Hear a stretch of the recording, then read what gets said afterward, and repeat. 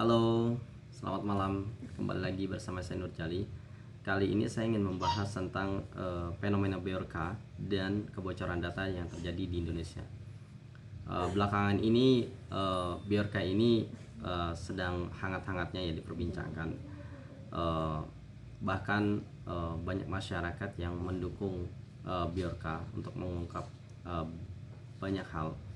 Ya, di sini saya katakan buat teman-teman yang mendukungnya, saya pikir Anda sedikit keliru ya, karena ini pendapat saya. Karena bagaimanapun yang dilakukannya adalah memperjualbelikan data. Ingat ya, itu ada ketika itu adalah data Anda dan data Anda diperjualbelikan, meskipun targetnya adalah untuk mengatakan bahwa pemerintah secara tidak langsung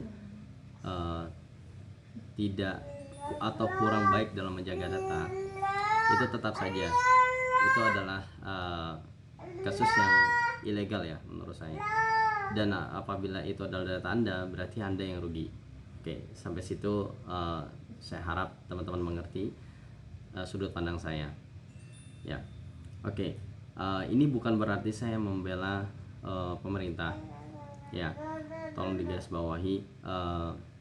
Ya, kita tidak bisa menyalahkan pemerintah 100%, tapi pemerintah tetap harus hadir karena bagaimanapun data kita yang tercecer ya, yang artinya yang data kita yang banyak dimanfaatkan oleh orang atau didapatkan oleh orang-orang, ya secara tidak langsung adalah hasil dari regulasi ataupun ketentuan-ketentuan yang bersifat mengharuskan data itu dikonsum oleh pihak-pihak tertentu ya. Ya mungkin itulah bagaimana dalam beberapa waktu ke depan RUU tentang perlindungan data pribadi itu ya mudah-mudahan bisa menjadi hal yang baik ya untuk perlindungan data pribadi bagi masyarakat Indonesia. Oke, mungkin saya lanjut ke topik yang lebih terperinci. Jadi mungkin sebelumnya saya akan disclaimer dulu bahwa saya ini adalah saya bukan hacker, saya pun bukan orang yang bisa dalam sisi testing aplikasi dari segi security-nya. Saya hanya masyarakat biasa ya yang mempunyai sedikit kepedulian terhadap keamanan data ya, sedikit ya, bukan ya mudah-mudahan teman-teman bisa paham arti sedikit itu. Oke, saya pernah menemukan sebuah file fungsi ya di dalam sebuah aplikasi ini bisa bisa diakses oleh publik ya, karena memang waktu itu saya mempunyai urusan dengan aplikasi tersebut dan saya diminta untuk mensabit beberapa data ya. Kemudian ketika saya mensabit beberapa data tersebut, ternyata saya menemukan bahwa aplikasi tersebut berpotensi mengalami kebocoran data ya. Saya menemukannya bukan dengan skill coding, bukan juga dengan skill tester maksud saya pen tester, bukan juga dengan skill hacker ya. Jadi waktu itu saya hanya membuka sebuah aplikasi tersebut, kemudian setelah itu saya ingin melihat request data saya. Kemudian setelah saya melihat ada sebuah fungsi yang menurut saya agak aneh, karena buat apa fungsi itu ada di tampilan saya. Kemudian setelah saya coba fungsi tersebut, ternyata fungsi tersebut bisa menampilkan data request orang lain. Jadi apa yang terjadi? Saya bisa melihat data pribadi suami istri ya, artinya saya bisa tahu NIK-nya berapa, kemudian namanya dan sebagainya. Dan ini datanya suami istri ya, jadi suami dan istri. Kemudian saya juga bisa melihat foto selfie dan juga identitas orang yang selfie tersebut yang dia pegang, yang seperti data itu yang umum diminta oleh seperti e-commerce kalau kita mau buka toko dan lain-lain ya.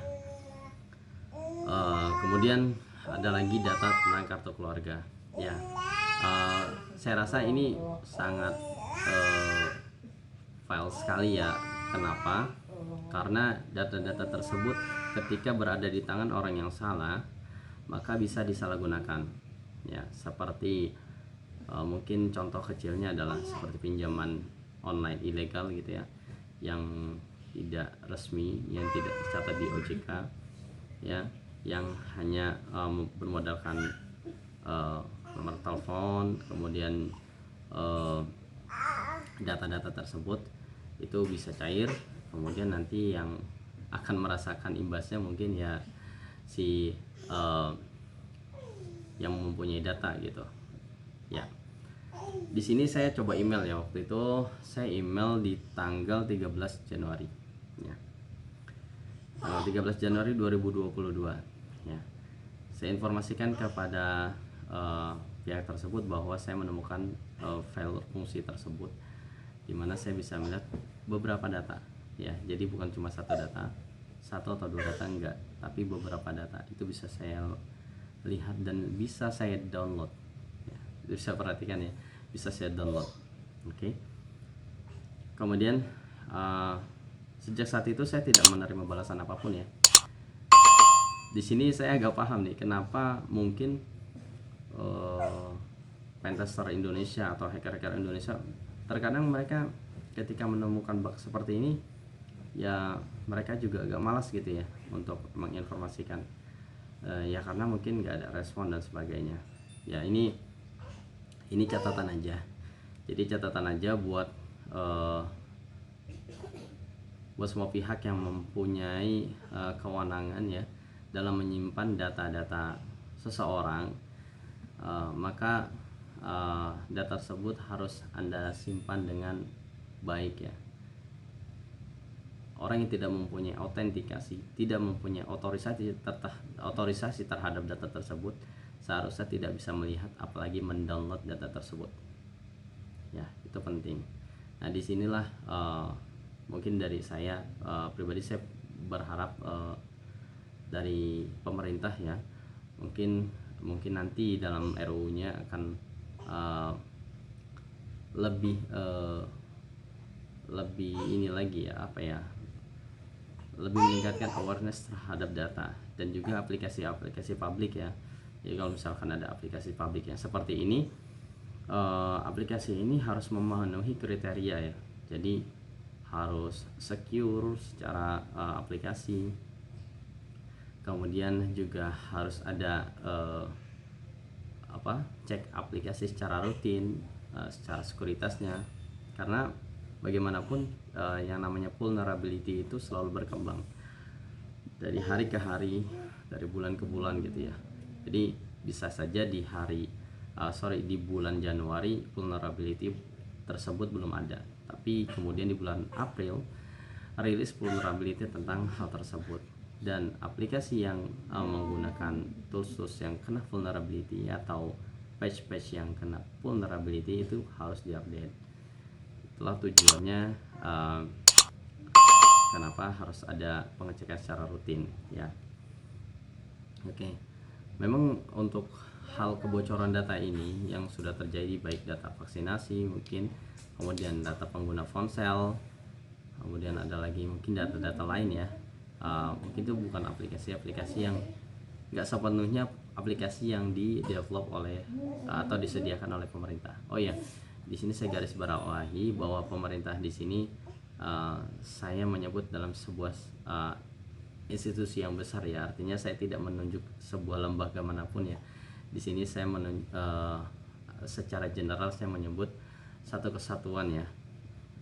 Jadi jangan sampai disalahartikan ya. Ini hanya suara masyarakat biasa ya yang mempunyai mungkin sedikit kepedulian terhadap keamanan data ya. lanjut mungkin ke case saya ini, dimana ketika tidak adanya respons dari orang yang berwenang di aplikasi tersebut, akhirnya jadi malas gitu ya.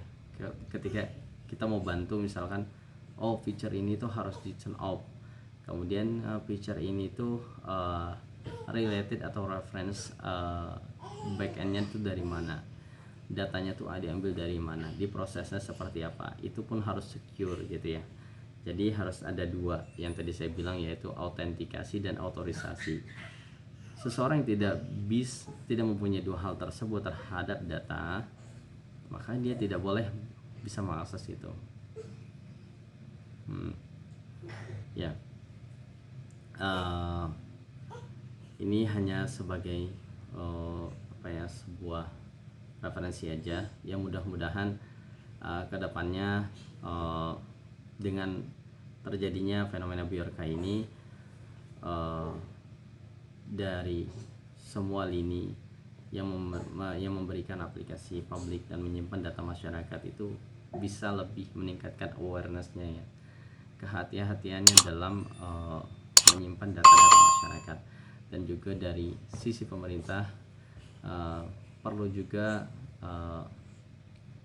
ya mungkin kebijakan ya, atau hal apapun lah yang harus juga mendukung tentang awareness tersebut gitu ya. Sebagai contoh, mungkin kalau misalkan kita mau daftar vaksinasi COVID-19 misalkan di Peduli Lindungi, itu kan kita diminta NIK dan sebagainya ya. Ya mungkin ini bisa ya saya nggak tahu seperti apa, yang penting data-data sensitif yang seperti ini tuh tidak sembarang gitu digunakan oleh aplikasi gitu. Oke. Saya kira itu aja video kali ini ya. Jika ada manfaatnya, semua itu dari Allah Subhanahu wa taala ya. Kalau misalkan ada kesalahan atau kekurangan, saya minta maaf karena itu datangnya dari saya pribadi. Kemudian buat teman-teman yang suka dengan video ini, silahkan klik like dan komen di bawah. Buat teman-teman juga yang punya pendapat yang lain atau punya informasi yang lain atau hal lain yang ingin didiskusikan, silahkan komen di bawah. Yang bagus nanti akan saya pin ya. Kemudian apabila teman-teman ingin mempelajari tentang programming, bahasa pemrograman ya, yaitu PHP, ASP.NET, kemudian programming desktop maupun web, silakan teman-teman subscribe channel ini, karena channel ini saya akan menyediakan tutorial dan juga kursus yang berkesinambungan ya, untuk membuat aplikasi secara komprehensif. Oke. Oh ya, di video selanjutnya saya akan coba membagikan dua tools yang biasa digunakan oleh pentester untuk mengatas sebuah website atau aplikasi ya. Jadi stay tune terus di channel ini. Semoga bermanfaat buat teman-teman, dan terima kasih dan bye bye.